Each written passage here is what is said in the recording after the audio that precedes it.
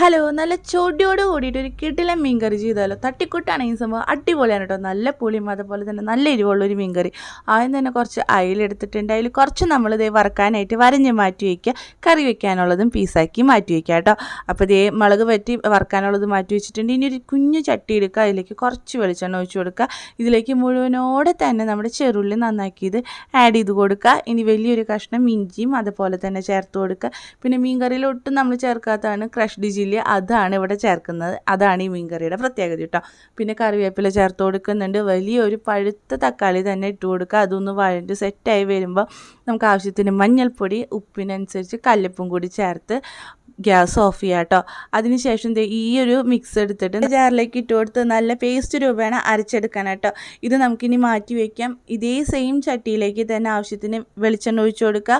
ഉലുവയാണ് പൊട്ടിക്കുന്നത് കേട്ടോ. അത് നല്ല രീതിയിൽ പൊട്ടി വരുമ്പോൾ നമ്മുടെ ഈ മസാല ഉണ്ടല്ലോ പേസ്റ്റ് രൂപേണാക്കിയത്, അത് ഇതിലേക്ക് ഇട്ട് കൊടുക്കുക. ഒട്ടും വെള്ളം ചേർക്കുന്നില്ല ഈ സമയത്ത് കേട്ടോ.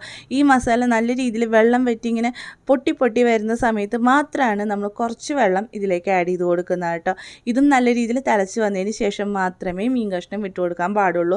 അപ്പോൾ ഇതേ മീൻ ഇട്ട് കൊടുത്തിട്ടുണ്ട്. ഇനി പച്ചമുളക് കീറിയതും കറിവേപ്പില കീറിയതും നമുക്ക് ഇതിലേക്ക് ഇട്ട് കൊടുക്കാം. നല്ല രീതിയിൽ തിള വന്നു കഴിഞ്ഞാൽ ആവശ്യത്തിന് ഉപ്പുണ്ടോ എന്ന് നോക്കിയിട്ട് കുറച്ചുകൂടി ഉപ്പ് ആഡ് ചെയ്തിട്ട് നമുക്ക് ഗ്യാസ് ഓഫ് ചെയ്യട്ടോ. സംഭവം നല്ല ടേസ്റ്റാണ്, നല്ല പുളി മെരിവുള്ള മീൻകറിയാണ്. എല്ലാവരും ഒന്ന് ട്രൈ ചെയ്ത് നോക്കാൻ മറക്കരുത്. അപ്പോൾ നമ്മുടെ വീഡിയോ ഇഷ്ടമാകുന്നുണ്ടെങ്കിൽ സപ്പോർട്ട് ചെയ്യാനും മറക്കരുത്. Thank you.